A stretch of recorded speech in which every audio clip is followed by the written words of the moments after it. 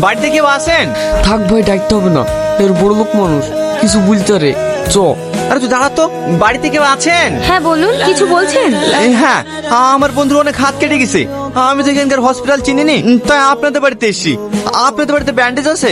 হ্যাঁ আছে, আপনারা একটু বসুন, আমি নিয়ে আসছি। ব্যান্ডেজ করে দিয়েছি, আর রক্ত বেরোবে না। আপনি খুব ভালো। এই এত বড় লোক ঘরের মেয়ে হয়েও আপনার মনে কোনো অহংকার নাই। আপনিও অনেক ভালো, আপনাকে দেখেই বোঝা যাচ্ছিল যে আপনি আপনার বন্ধুর জন্য কতটা কষ্ট পাচ্ছিলেন। বলছিলাম যে দাঁড়ান, এই মলমটা নিয়ে যান, ব্যান্ডেজটা খুলে লাগিয়ে দেবেন। তাহলে আসি। এই শালা, একটা অজানের বাড়িতে ব্যান্ডেজ যেতে গিয়ে তুই পাত পেতে বসে পড়েছিলি।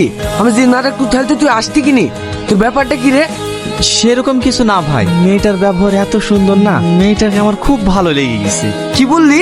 ভালো লেগেছে? এই কথা যদি তোর বাপ জানতে পারে না, তাহলে আমাদেরকে পোস্টমর্টম করে এই ব্যান্ডেজ জড়িয়ে বাড়ি পাঠিয়ে দেবে। চ বিল্ডিং এ চ।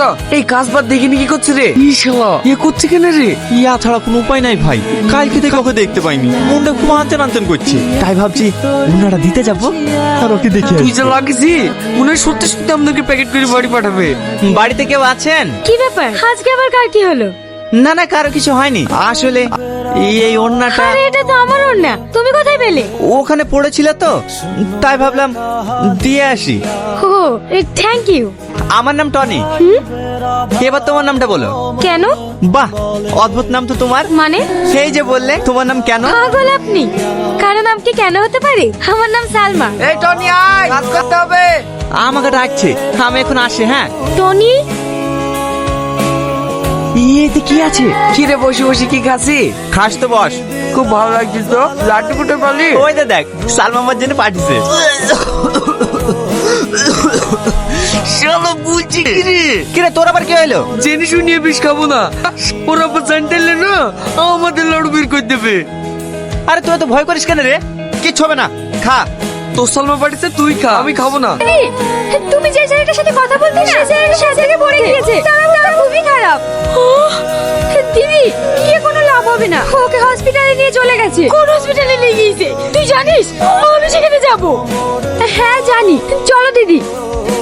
সালমা, তোর মাকে ধর, তোর মায়ের অবস্থা খুবই খারাপ। আব্বা, মায়ের এই অবস্থা কেন? মার কি হয়েছে? তোর মা মাথা ঘুরে পড়ে গিয়েছিল, তুই তোর মায়ের কাছে থাক, আমি একটু ডাক্তার কিনে আসি। বাবু, হে বাবু, কি হলো তোর? কথা বল। ডাক্তার বাবু, আমার ছেলে এখন কেমন আছে? আপনার ছেলে এখন সুস্থ আছে। ওনার পুরানো স্মৃতিশক্তি ফিরে পেয়েছে, তাই ওনাকে ইনজেকশন দেওয়া হয়েছে। কিছুক্ষণ পর জ্ঞান ফিরলে ছেড়ে দেওয়া হবে। দিদি মনে হয় বিষ খেয়েছে। তাড়াতাড়ি গাড়ি বের কর।